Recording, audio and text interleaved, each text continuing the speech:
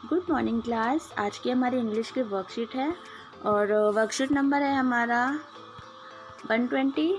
ठीक है, और ये हमने लेसन पढ़ा था ना बच्चे, curly locks and the three bears. ठीक है, यहाँ पे बियर्स में लिखा हुआ है, तो वो स्टोरी थी, तो उसी से रिलेटेड हमारी वर्कशीट है और बहुत ही इंटरेस्टिंग वर्कशीट है। तो देखते हैं इसमें हमें क्या करना है।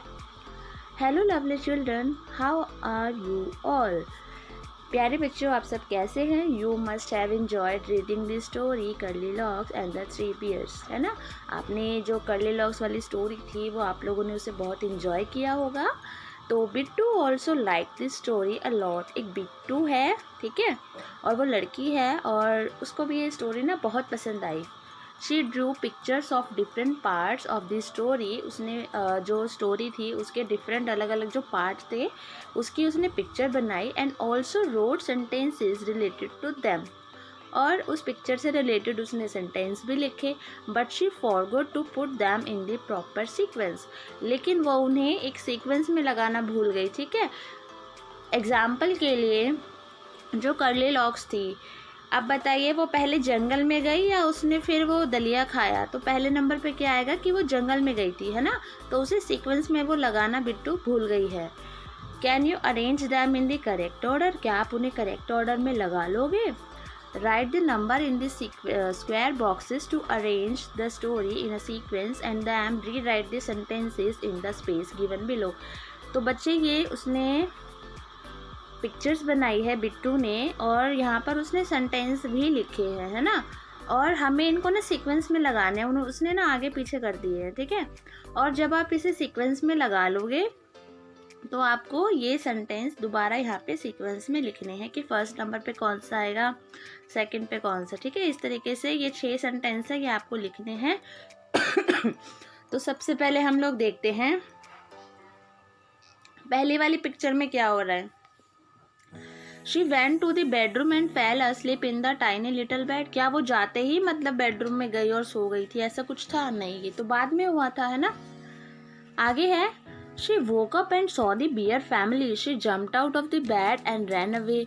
वो उठी और उसने बियर फैमिली को देखा और वो बेड से नीचे उतरी और वो दूर भाग गई। क्या ऐसा हुआ था सबसे पहले? नहीं ना, हमें सीक्वेंस में लगाना है, तो ये बाद की बात है, ठीक है, स्टोरी में बाद में हुआ था। She was hungry so she ate the porridge from a bowl. वो हंग्री थी, वो भूखी थी, इसलिए उसने पॉरिज बाउल में से खा लिया था। ये पहले आया था, है ना, हमारी स्टोरी में। एक बार 3 और देखते हैं, फिर हम इनको सीक्वेंस में लगाते हैं। The bear family came back to their cottage and were shocked to see that someone had eaten the porridge. जब बियर फैमिली वापस आई तो वो शॉक थे, किसी को मतलब ऐसा देखकर कि किसी ने उनका पॉरेज जो खिचड़ी या दलिया था वो खा लिया, है ना। तो ये हमें पता है किसके बाद आएगा, पॉरेज खाने के बाद, ठीक है। अभी 2 और रह गए, फिर इन्हें सीक्वेंस में लगाएंगे। आगे है curly locks went into a cottage in the forest. जो कर्ली लॉक्स थी वो एक जंगल के अंदर एक कॉटेज में गई, एक कुटिया में गई। तो सबसे पहले यही हुआ था, है ना। लास्ट वाला देखते हैं, फिर हम इन्हें सीक्वेंस में लगाते हैं। They went to the bedroom and found curly locks sleeping on the tiny little bed. वो जो बियर फैमिली थी वो बेडरूम में गई और उन्होंने देखा कि जो टाइनी लिटिल।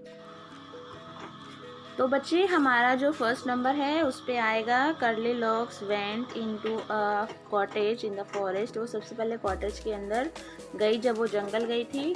सेकंड नंबर पे आएगा वो भूखी थी और उसने पॉरिज बाउल से खा लिया, ठीक है।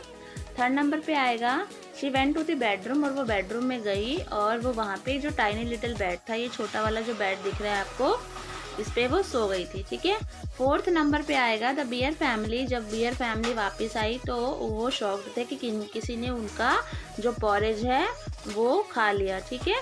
उसके बाद है हमारा फिफ्थ नंबर पे ये आएगा कि they went to the bedroom and found curly locks sleeping on the tiny little bed. जब वो बेडरूम में गए तो उन्होंने देखा कि जो कर्ली लॉक्स थी वो टाइनी यानी कि छोटे वाले लिटिल बेड पे सोई हुई थी।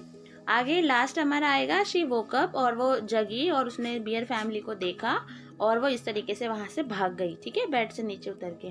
तो इस तरीके से आप इन्हें फिर यहाँ पे सीक्वेंस में लिखेंगे, फर्स्ट नंबर पे कौन सा सेंटेंस था, सेकंड पे कौन सा था, ठीक है। इस तरीके से करना है। आगे पेरेंट्स के लिए एक सजेशन है कि बच्चों को बताएं कि किसी दूसरे की कोई भी वस्तु इस्तेमाल करने से पहले उसकी अनुमति ज़रूर लेनी चाहिए, ठीक है। जिस तरीके से कर्ली लॉक ने बिना पूछे उनका बेड यूज़ किया, खाना खा लिया, जबकि हमें बिना पूछे किसी और का सामान यूज़ नहीं करना चाहिए, है ना। तो लिंक डिस्क्रिप्शन में है, वहाँ से डाउनलोड कर लेना। Thank you.